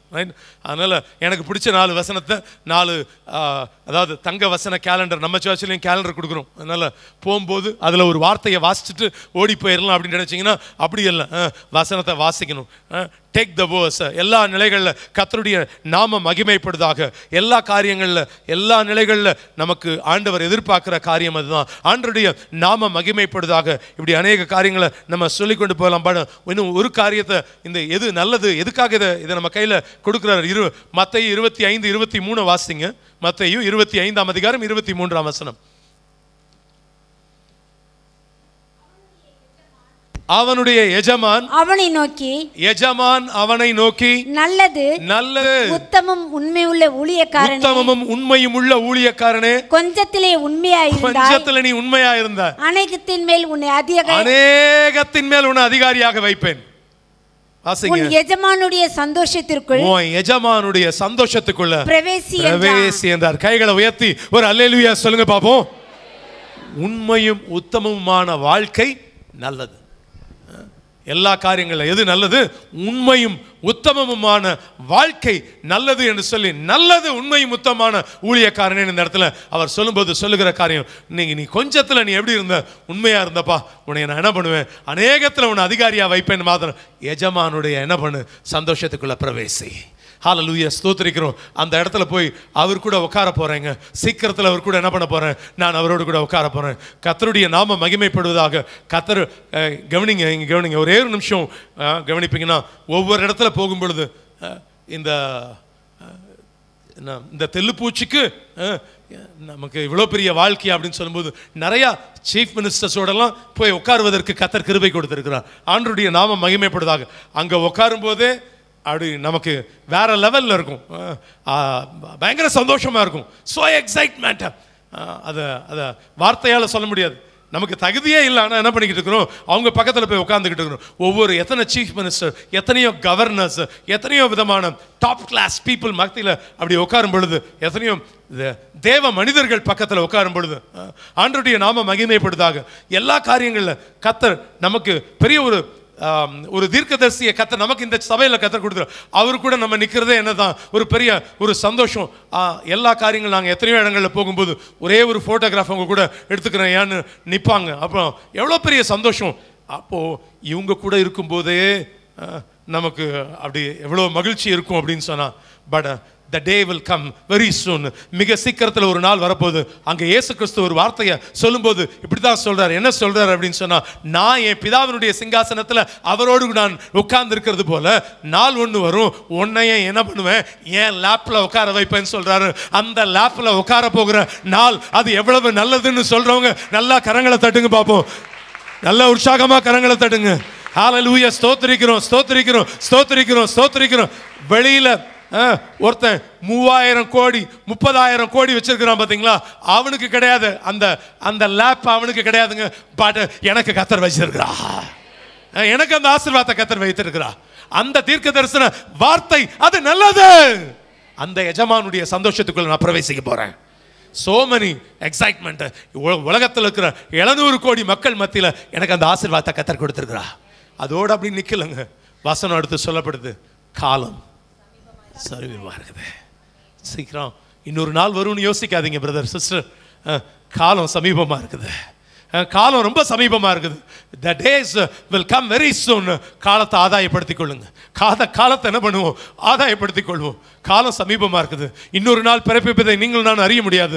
தேசத்தில் வசனம் கிடைக்காத பஞ்ச காலம் வரப்போகுது பிரியமானவர்களே. பலவிதமான சூழ்நிலைகள் நடக்க போகுது. இன்னும் சீக்கிரத்தில் இந்த வேதாகமத்தை என் கையில் பிடிக்காத நாள் வரப்போகுது. இப்படிப்பட்ட சூழ்நிலைகள் வரும் அப்படின்னு தான் வேத வசனம் சொல்லப்பட்டிருக்கு. ஆனால் எல்லா காரியங்களில் பலவிதமான காரியம் இந்த உலகம் நம்மை எச்சரித்து கொண்டிருக்கிற காரியங்கள் உண்டு. அதன் மத்தியில் ஹல்லேலூயா ஸ்தோத்திரிக்கிறோம். நீங்களும் நானும் செய்ய வேண்டிய வேலை மிகவும் பெரியது. நீங்கள் ஊழியக்காரர்களாக இருக்கணும் பிரியமானவர்களே. தன்னுடைய ஊழியக்காரருக்கு வெளிப்படுத்துகிறார். நீ என்ன பண்ணு, இருக்கிற சொசைட்டியில், நீங்கள் செய்கிற வேலை ஸ்தலத்தில், நீங்கள் செய்கிற பிஸ்னஸ் சென்டரில், நீங்கள் படிக்கிற காலேஜில் ஒரு ஃப்ரெண்டு ஒருத்தரை வைத்து என்ன பண்ணுங்கன்னா ஒரு ஃபெலோஷிப்பை உண்டு பண்ணுங்க. பேசுங்க, ஜெபிங்க, கூப்பிடுங்க. வரலன்றது அடுத்த கதை. ஆனா நான் சொல்ல வேண்டியதை நான் சொல்லிடுறேன் அப்படின்னு சொல்லி நீங்க சொல்லி பாருங்க. கர்த்தர் கிரியை செய்வார் என்பதில் எவ்வளவு பேர் இன்னும் சந்தேகம் கிடையாது. கர்த்தர் ஒரு ஊழியக்காரராக கர்த்தர் உங்களை நியமித்து வைத்திருக்கிறார். நேரத்தில் ஒவ்வொருத்தரும் இங்க உட்கார்ந்து இருக்கிற அத்தனை பேரையும் கர்த்தர் ஊழியக்காரராக கர்த்தர் வைத்திருக்கிறார். முதல்ல அதனால தான் சொன்னேன், இது விசுவாசிகளுக்கு எழுதப்பட்டதல்ல. வெளியில் இருக்கிறவங்க கூட விசுவாசம் வச்சிருக்கிறோம். ஆனா ஊழியக்காரனா மாறணும். பக்கத்தில் பார்த்து சொல்லுங்க, நீங்க ஊழியக்காரனா மாறணும். நீங்க ஊழியக்கார வேலை செய்யணும். நீங்கள் ஊழியக்காரர்களாக என்ன பண்ணணும்னா யூ மஸ்ட் அந்த எல்லா காரியங்களில் எதை செய்தாலும் என்ன பண்ணணும்னா செய்யணும். இன்னைக்கு எத்தனை பேருக்கு ஒரு நாள் யாருக்காவது இங்கிருந்து எக்ஸைட்மெண்ட்ல சொல்லலை, யாருக்காவது பைபிள் கொடுக்கலன்னா எனக்கு தூக்கம் வராது, யாருக்காவது தெருவில் யாருக்காவது கொடுத்துடணும், யாருக்காவது என்ன பண்ணணும், ஒரு வார்த்தையை சொல்லிடல அப்படின்னு சொன்னால் இங்கே நின்று பேசிட்டு இருக்கிறேன் 1000 பேருக்கு முன்பாக பேசுறதல்ல, யாருக்காவது அறியாத மக்களுக்கு, ஒரு அறியாத ஒரு ஜாதிக்கு ஒரு நாள் ஒருத்தருக்காவது என்ன பண்ணணும் சொல்லிடணும். எல்லா காரியங்கள்ல நம்ம செய்யறதை நம்ம செய்வோம். எஜமான் அவர் செய்ய வேண்டியது என்ன பண்ணுவார்னா அவர் செய்து முடிப்பார். பட் வாட் அபவுட் என்ன, ஏன் வேலை என்ன அப்படின்னா நம்ம செய்யறது செய்யணும். கர்த்தருடைய நாம மகிமைப்படுதாக. ஹோட்டல்லேருந்து வெளியே வரேன், ஒருத்தர் சொன்னார், நமக்கு ஹிந்தி தெரியல, அவர் நான் அங்கே ரிசப்ஷனில் பேசிகிட்டு இருக்கிறேன். பட் அப்போ அவங்க கூட பேச ஆரம்பித்தேன். அவர் சொன்னார், நீங்கள் எங்கே போகணும் அப்படின்னோன்னு, I am going to Madurai town போகிறேன் அப்படின்னாரு. எப்படி நினைக்கிறார் பாருங்க, அங்கே நம்ம மதுரைக்காரங்க, அதனால் பட் மதுரை அங்கே ஒரு டெம்பிள் இருக்குது பிரதர், அங்கே போகிறோம் அப்படின்னு. நான் அந்த டெம்பிள் பேர்லாம் சொன்னேன். அது நம்ம ஊர் தாங்க, 27 வருஷம் இருந்தேன். ஆனால் அங்கே கண்டுகொள்ளாத ஒரு ரகசியத்தை நான் உங்களுக்கு சொல்லட்டுமா அப்படின்னு சொல்லி பைபிளையும் அந்த இதையும் எடுத்துட்டேன், ஒரு மெமரி கார்டையும் எடுத்துட்டு அவருக்கு கொடுக்க வேண்டியதை கொடுத்து, அவங்க மனைவியும் நின்றுட்டு இருந்தாங்க, சொல்லி ஜெபிக்க வேண்டியதை ஜெபிச்சோம். ஒட்டகத்தில் ஏறணுமா ஒட்டகக்காரனுக்கு பைபிள், அங்கே போட்டில் ஏறுறோமா போட்டுக்காரனுக்கு பைபிள், விடுறதில்லை. ஆனால் எல்லா நிலைகளில் நீங்கள் வெந்தயம் வாங்கும்போதும் சரி, வெத்தலை வாங்கும்போதும் சரி, என்ன பண்ணுங்கன்னா பக்கத்தில் இருக்கிறவங்களுக்கு ஒரு வசனத்தை, ஒரு ட்ராக்ஸை, நம்ம சர்ச்சில் வச்சுருக்கிறவங்க ட்ராக்ஸை யாரோ வாங்கிட்டு போகிறாங்க, நீங்கள் கூட வாங்கிட்டு போகலாம். என்ன பண்ணுங்கன்னா விதைங்க, சொல்லுங்க, சொல்ல வேண்டியதை நம்ம சொல்லுங்க, 4 பேருக்கு சுவிசேஷத்தை சொல்லுவோம். நம்ம வீடு ஜப வீடாக மாறும் பொழுது நிச்சயமா காலம் சமீபமாக இருக்குது. நீங்கள் செய்வதை நீங்கள் செய்யும் பொழுது கர்த்தர் இதுவரை இல்லாத ஒரு பிரதிபலனை, ஒரு ஆசீர்வாதத்தை எனக்கு தருவார்னு விசுவாசிக்கிறவங்க மாத்திரம் நல்லா ஒரு விசை கரங்களை தட்டி கர்த்தருடைய நாமத்தை மகிமைப்படுத்துங்க பார்ப்போம். இன்னும் உற்சாகமா கரங்களை தட்டுவோம். God is good. என் தேவன் அவர் பெரியவர். பிரியமானவர்களே, ஆண்டவருடைய நாமம் மகிமைப்படுவதாக. இதுதான் இந்த வசனம் நமக்கு சொல்லப்படுது. இப்போ வாசிங்க அடுத்தது, அப்படியே 4ஆம் வசனத்துக்கு போலாம். யோவான் ஆசியாவில் உள்ள 7 சபைகளுக்கும் எழுதுகிறதாவது. யோவான் என்ன பண்றாருங்க? ஆசியாவில் உள்ள 7 சபைகளுக்கும் அவர் எழுதுறார் அப்படின்னு சொல்லப்பட்டிருக்கு. எத்தனை சபைகளுக்கு எழுதுறார்? 7 சபைகள். உண்மையா? இங்க கேளுங்க, அந்த 7 சபைகளுக்கு தான் அவர் எழுதுறார். எத்தனை சபைகளுக்கு எழுதுறார்? இவரை வச்சு ஆண்டவர் எழுதுறது எத்தனை சபைக்கு? 7 சபைக்கு தான் எழுதுறார். அதுதான் இந்த வசனம் நமக்கு சொல்லிக் கொடுக்கிற காரியம். அதான் அது நீங்க பாத்தீங்கன்னா 7 பிரிவுகளா இருக்கும். நம்ம இன்னைக்கு 7வது பிரிவுல இருந்துகிட்டு இருக்கிறோம். மேடம், எபேசு காலம், அப்புறம் சிமிர்னா காலம், பெர்கமு காலம், தியாத்திரா காலம், சர்தை காலம், பிலதெல்பியா காலம், லவதோக்கியா காலம்னு 7 விதமான சபைகளுக்கு ஆண்டவர் எழுதுறார். ஆனா நீங்க வாசிக்கும் போது இது எப்படி எழுதுறாருன்னு நீங்க பார்க்கலாம். ஒரே ஒரு வசனத்தை மாத்திரம் சுட்டி காட்டிட்டு இந்த வசனத்துக்கு நேரா வருகிறேன். 2ஆம் அதிகாரம் முதல் வசனத்தை வாசிங்க. எபேசு சபையின் தூதனுக்கு நீ எழுத வேண்டியது என்னவெனில். எபேசு சபையின் தூதனுக்கு தான் எழுத சொல்றார் யோவான். இப்போ இங்க கேளுங்க, யோவான் இப்போ சப்ஜெக்டை யார் கையில கொடுக்கிறாரு? யார் கையில? எபேசு சபைக்கு கொடுக்கல, எபேசு சபையின் தூதனுக்கு தான் கர்த்தர் கொடுக்கிறார். ஆனா இப்படி அவர் அந்த சபையின் தூதனுக்கு கொடுத்தாலும் இப்போ என்ன இதுல நம்ம சொல்ல வர காரியம் என்ன? இப்போ அதே அதிகாரத்துல 7ஆம் வசனத்தை வாசிங்க. ஆவியானவர் சபைகளுக்கு சொல்லுகிறதை காதுள்ளவன் கேட்க கடவன். இப்போ ஆவியானவர் அதை எடுத்து யோவான் மூலமா யாருக்கு கொடுக்கிறாரு? எபேசு சபையின் தூதனுக்கு கொடுக்கிறார். இப்ப ஆவியானவர் அவர் வேலையை செய்யறார். என்ன சொல்றார்? ஆவியானவர் சபைகளுக்கு சபைக்கு இல்ல, அது என்னதுங்க? சபைகளுக்கு சொல்லுகிறது. இப்ப இருக்கக்கூடிய இந்த 2023ல இங்க நியூ லைஃப் ஜெம் சபையில இருக்கிறவங்களுக்கு, ஏன்னா இந்த உலகத்துல இருக்கக்கூடிய அத்தனை சபைகளுக்கு சொல்லுகிறத யாரு கேட்க கடவன்? காதுள்ளவன் கேட்க கடவன். எல்லாருக்கும் என்ன பண்றாருன்னா, எல்லா சபைகளையும் என்ன பண்றார்? கொண்டு வர்றார். It's a one man army மாதிரி வரப்போகுது. எல்லாரும் ஒரே சபையாக என்ன பண்ண போறோம்? ஒரே மனவாட்டியாக நம்ம எதிர்கொண்டு போகிற டைம் அது. So that is the day will come very soon. அதுதான் இங்க வார்த்தை நமக்கு சொல்லப்படுகிற காரியம். அதுதான் இன்னைக்கு அங்க அப்படித்தான் ஒவ்வொரு சபையின் தூதனுக்கு சொல்லிட்டு, ஆனா ஒவ்வொரு சபையும் இந்த 7 சபையிலையும் பார்த்தீங்கன்னா ஆவியானவர் என்ன பண்ணுவார்னா, சபைகளுக்கு சொல்லுகிறத என்ன பண்ணுவேன்? காதுள்ளவன் கேட்க கடவன். அதுதான் இங்க வார்த்தை நமக்கு சொல்லப்பட்டிருக்கிற காரியம். அது ஆண்டவருடைய நாம மகிமைப்படுதாக. சபை தொடங்கப்பட்ட காலத்திலிருந்து சபை எடுத்துக்கொள்ளப்படும் காலம் வரை உள்ள அந்த சபையின் 7 காலங்களை அது நமக்கு குறிக்கிறது. பிரியமானவர்களே, ஆண்டவருடைய நாம மகிமைப்படுதாக. அதுக்கு பிறகு என்ன இருக்காது? இந்த உலகத்துல சபைகள் இருக்காது. எல்லா காரியங்களும் முடிஞ்சு போச்சு. the subject was over. அதுக்கு பிறகு என்ன இருக்காதுன்னா, அந்த காரியங்கள் எல்லாமே முடிஞ்சு போய்விடும். ஆண்டவருடைய நாம மகிமைப்படுதாக. இன்னும் வரக்கூடிய சீரியஸ்ல வரும்போது இதை பத்தி இன்னும் உள்ளார்ந்த கருத்துக்களை உங்களோடு கூட பகிர கர்த்தர் கிருபை தருவாராக. ஆனா இப்படி நீங்க வாசிக்கும் பொழுது அதாவது இந்த 7 சபைகளுக்கும் அவர் எழுதுகிறதாவதுன்னு சொல்லி அந்த என்ன சொல்றாருன்னு நீங்க பாப்பீங்கன்னா, அப்படியே வாசிங்க. ஆவியானவர் சபைகளுக்கு சொல்லுகிறதை காதுள்ளவன் கேட்க கடவன். ஜெயம் கொள்ளுகிறவன் எவனோ அவனுக்கு தேவனுடைய பரதீசியின் மத்தியில் இருக்கிற ஜீவ விருட்சத்தின் கனியை புசிக்க கொடுப்பேன் என்று எழுதி. இல்ல இங்க 1ஆம் அதிகாரம் 4ஆம் வசனம். 1ஆம் அதிகாரம் 4ஆம் வசனத்திலிருந்து யோவான் ஆசியாவில் உள்ள 7 சபைகளுக்கும் எழுதுகிறதாவது, இருக்கிறவரும் இருந்தவரும் வருகிறவருமானவராலும் அவருடைய சிங்காசனத்திற்கு முன்பாக இருக்கிற 7 ஆவிகளாலும் உண்மையுள்ள சாட்சியும் மரித்தோரிலிருந்து முதற் பிறந்தவரும் பூமியின் ராஜாக்களுக்கு அதிபதியுமாகிய இயேசு கிறிஸ்துவினாலும் உங்களுக்கு கிருபையும் சமாதானமும் உண்டாவதாக. இன்னைக்கு ஆண்டவர் உங்களுக்கு சொல்றார், உங்களுக்கு கிருபை உண்டாவதாக, உங்களுக்கு சமாதானம் உண்டாவதாக.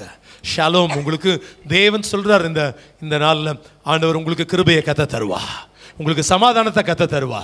யார் மூலமா தருவார்னா, இதுல நம்ம அடிக்கடி திருத்துவ தேவன், ட்ரையூன் காட் நம்ம சொல்லுகிற காரியம் தான். அதை அப்படியே இங்கே எழுதி வச்சிருக்கிறார் ஆண்டவர். எல்லா காரியங்கள்ல அதை அழகா இந்த இடத்துல யோவான் மூலமாக, அப்போஸ்தலனாகிய யோவான் மூலமா எழுதுறார். ஃபர்ஸ்ட் யாரை எழுதுறார் பாருங்க. அவர் சொல்லும்போது இந்த இடத்துல எழுதுகிற காரியம் அதுதான், கிருபையும் சமாதானமும் உண்டாவதாக. அதாவது இங்கே ஒரே நிமிஷம் உங்க தலைகளை உயர்த்துங்க பார்க்கலாம். யாருக்கு அந்த கிருபையும் சமாதானமும் கிடைக்குது? பெற்றுக்கொள்ள தகுதி இல்லாத ஐசக்குக்கு கத்த தருகிறா. உங்களுக்கு என்ன தகுதி இருக்குது? அதை பெற்றுக்கொள்றதுக்கு எனக்கு என்னங்க தகுதி இருக்குது? எனக்கு தகுதியெல்லாம் இல்லை. பெற்றுக்கொள்ள தகுதி இல்லாத எனக்கு கத்தர் என்ன பண்றாருன்னா, அந்த கிருபையை கத்த தருகிறா. அதுதான் மேசிவான ஒரு வார்த்தை. நீங்க ஈஸியா வாசித்துட்டு போயிடலாம், உங்களுக்கு கிருபையும் சமாதானம் உண்டா தகுதி. அதனால தான் கிருபைக்கு அர்த்தமே என்னதான் இங்க நம்ம அடிக்கடி கேட்கிற காரியம் அதான். தகுதி இல்லாதவர்களுக்கு கொடுக்கிற தயவு, தகுதி இல்லாதவர்களுக்கு கொடுக்கிற ஒரு பாத்திரம். ஆனா தகுதி இல்லாத எனக்கு இன்னைக்கு பிதா குமாரன் பரிசுத்த ஆவியானவரால அந்த கிருபையும் சமாதானத்தையும் தந்த தேவனுக்கு நல்லா உங்க கைகளை உயர்த்தி சத்தமா ஒரு அல்லேலூயா சொல்லுங்க பார்க்கலாம். வார்த்தை நமக்கு சொல்லப்பட்டிருக்கு. முதல்ல யாரை குறித்து அந்த பகுதியில் வாசிக்கும் பொழுது வாசிக்கிறோம். 4ஆம் வசனத்துக்கு வாங்க. 4ஆம் வசனத்தில் என்ன சொல்லப்பட்டிருக்கு? யோவான் ஆசியாவில் உள்ள 7 சபைகளுக்கும் எழுதுகிறதாவது, இருக்கிறவரும் இருந்தவரும் வருகிறவருமானவராலும். அப்படின்னா இருக்கிறவர், இருந்தவர், வருகிறவர். யார் அவர்? பிதாவாகிய தேவன். அவர் தான். அதுக்கு அந்த இடத்துல அப்படி நமக்கு கிளியரா நமக்கு எல்லாம் சொல்லப்பட்டிருக்கிற காரியம். இருக்கிறவர், இருந்தவர், வருகிறவர். அதுதான் அவரை குறிச்ச அங்க ஒரு சத்தம் துணிச்சுக்கிட்டே இருக்குதுங்க. வானத்துல ஒரு சத்தம் வந்துகிட்டே இருக்குதுன்னு, இருக்கிறவரும் இருந்தவரும் வருகிறவருமா இருக்கிற சேனைகளின் தேவனாகிய கர்த்தர் பரிசுத்தர் பரிசுத்தர் பரிசுத்தர்னு ஒரு சத்தம் முழங்கி அவர்கிட்ட இருந்து உங்களுக்கு கிருபையும் சமாதானமும் வருது. அடுத்தது என்ன சொல்லப்பட்டிருக்கு பாருங்க. அவருடைய சிங்காசனத்துக்கு முன்பாக இருக்கிற 7 ஆவிகளாலும் அப்படின்னு சொல்லப்பட்டிருக்கு. அவருடைய சிங்காசனத்துக்கு முன்பாக இருக்கிற 7 ஆவிகளாலும் அப்படின்னா 7 ஆவி நினைச்சுக்காதீங்க. அதனாலதான் சில காரியத்தை மூல மொழிபெயர்ப்புல வாசிக்கும் பொழுது, அதாவது 7-fold spirits அப்படின்னு அது நமக்கு சொல்லப்பட்டிருக்கிற காரியம். ஆவியானவர் அப்படி, அதாவது 7 விதங்கள்ல வெளிப்படுத்துகிற ஆவிகள். அந்த ஆவியானவர் உங்களுக்குள்ள வரும் பொழுது நீங்க என்ன கிடைக்குது? உங்களுக்கு 7 விதமான விஷயம். அது நம்ம ஒரு பியூட்டிஃபுல் சப்ஜெக்ட் நான் வரும்போது ஒரு நாள் எடுக்கிறேன். இதில் ஏசாயா எழுதின தீர்க்கதரிசன புஸ்தகம் 11ஆம் அதிகாரத்தை நீங்கள் முழுமையாக வாசித்து பார்ப்பீங்கன்னா அந்த சப்ஜெக்ட் நமக்கு அழகாக சொல்லப்பட்டிருக்கும். அந்த 7 ஆவிகளில் ஒரு வசனத்தை வாசிப்பீங்கன்னா 11:2 வாசிங்க. 11:2 ஏசாயா 11:2. ஞானத்தையும் உணர்வையும் அருளும் ஆவியும், ஞானத்தையும் உணர்வையும் அருளும் ஆவியும், ஆலோசனையும் பலனும் அருளும் ஆவியும், ஆலோசனையும் பலனையும் அருளும் ஆவியும், அறிவையும் கர்த்தருக்கு பயப்படுகிற, அறிவையும் கர்த்தருக்கு பயப்படுகிற, பயத்தை அருளும் ஆவியும் ஆகிய கர்த்தருடைய ஆவியானவர் அவர் மேல் தங்கி இருப்பார். அதோ அங்க பாருங்க என்ன சொல்லப்படுகிறது? ஞானத்தையும் உணர்வும் 7-fold. அதுதான் இங்கே சொல்லப்பட்டிருக்கிற காரியம். 7 விதங்கள்ல வெளிப்படுத்துகிற ஆவிகள். அப்படிப்பட்ட ஆவியானவர், அந்த ஆவியானவர் வரும்போது என்ன நடக்குது? ஞானம் வருது, உணர்வு வருது, ஆலோசனை வருது, பலன் வருது, அறிவு வருது, ஆவி வருது, கர்த்தருக்கு பயப்படுகிற பயம் வருது. அந்த ஆவியானவரால உங்களுக்கு கிருபையும் சமாதானமும் உண்டாவதாக. அடுத்தது வார்த்தை சொல்லப்பட்டிருக்கிற காரியம் யாரை குறித்து சொல்லப்பட்டிருக்குது? உண்மையுள்ள சாட்சியும் மரித்தோரிலிருந்து உயிர்த்தெழுதலும் பூமியின் ராஜாக்களுக்கு அதிபதியுமாகிய இயேசு கிறிஸ்துவினால உங்களுக்கு கிருபையும் சமாதானமும் உண்டாவதாக என்று சொல்லி அந்த பகுதியில் வாசிக்கும் பொழுது வாசிக்கிறோம். ஆண்டவருடைய நாமம் மகிமைப்படுவதாக. எல்லா காரியங்களில் உண்மையுள்ள சாட்சியும், மரித்தோரிலிருந்து முதற் பிறந்தவர். அவர் மரித்தோரிலிருந்து என்ன பண்ணவர்? அவர் முதற் பிறந்தவர். தேவன் இந்த இடத்துல நமக்கு சுட்டி காட்டுகிற காரியம் தான். இவரும் அவரும் ஒன்றா இருக்கிறாங்க. எல்லாமே நமக்கு தெரியும். பிதாவை உடையவன் குமாரனை உடையவன், குமாரனை உடையவன் பிதாவை உடையவன். பல காரியங்கள், பலவிதமான ஆவியானவர் இருந்து எல்லாவற்றையும் நம்மோடு செயலாற்றி கொண்டிருக்கிறவர். பல காரியங்கள் இருந்தாலும் ஆனால் இவர் முதற் பிறந்த. அதனால தான் நம்ம சொல்லு, அது தமிழில் தான் அந்த பாடல்கள்லாம் ஏசப்பா அவங்க நம்ம உரிமையில் என்ன பண்ணுகிறோம், நம்ம கூப்பிடுறோம் பார்த்தீங்களா? அது தவறு இல்லை. பிபிலிக்கலி அப்படின்னு நீங்கள் பார்க்கும் பொழுது பாஸ்டர் அடிக்கடி இங்கே சொல்லி கொடுத்துருக்குறாங்க. என்ன அவர்னா, அவர் எனக்கு மூத்த பங்காளி, மூத்த சகோதரனாக இருக்கிறார். ஏசு கிறிஸ்து எனக்கு மூத்த, இல்லைன்னா இவர் எனக்கு எனக்கு அப்பாவாயிட்டாருன்னா பிதா எனக்கு என்னவாயிடுறாரு? தாத்தாவாயிடுவார். பிதா தாத்தாவே உண்மை ஆராதிக்கிறேன், நம்ம ஆராதிக்கணும், அப்படி இல்லை. அதனால பிபிலிக்கலி இப்போ நிறைய பேர் என்ன பண்ணுகிறோம், லெனார்டனை பார்த்தும் என்ன பண்ணுகிறோம், அப்பான்னு கூப்பிடுறோம். பிஷப்பையும் எப்படி கூப்பிடுறோம்? அப்பான்னு கூப்பிடுறோம். ஆனால் எல்லாம் அது என்னன்னா, நமக்கு ஒரு என்ன ஒரு ஒரு ஒரு அதாவது அவர் இங்கேக்கு மாத்திரம் இல்லை, த சென்னை சிட்டி ஃபாதர்ஸ்ன்ற லெவலில் கத்தர் வைத்திருக்கிறார். அநேகருக்கு தகப்பனான ஒரு ஸ்தானத்தில் கத்தர் வைத்திருக்கிறார். ஆனால் அப்படி ஒரு உரிமையில் நம்ம சொல்கிறோம். அது பெரிய தப்பு இல்லை. ஆனால் பிபிலிக்கலி நீங்கள் பார்த்தா அவர் யார் தான்? எனக்கு மூத்த சகோதரன், முதற் பேரானவர், மரித்தோரிலிருந்து முதற் பேரானவர். அப்போ பிதாவாகிய தேவன், குமாரனாகிய கிறிஸ்து, அதுக்கு பிறகு யாரு? பரிசுத்த ஆவியானவரால் உங்களுக்கு கிருபையும் சமாதானத்தையும் தேவன் அளவில்லாமல் தருவாராக. அப்படி எழும்பி நிற்கலாமா? ஹல்லேலூயா, ஸ்தோத்திரிக்கிறோம். நிச்சயமாக உங்களுக்கு அந்த சமாதானத்தை தருவார். ஒரு பெரிய ஆசீர்வாதத்தை தேவன் உங்களுக்கு தந்தருள்வதற்கு அவர் போதுமானவராக இருக்கிறார், செய்வார் என்பதில் சந்தேகம் அல்ல. சகரியா ஜெபித்து லெனார்டன் அவர்கள் ஆசீர்வாதம் கூறி முடிப்பார்கள். அது மாத்திரமல்ல,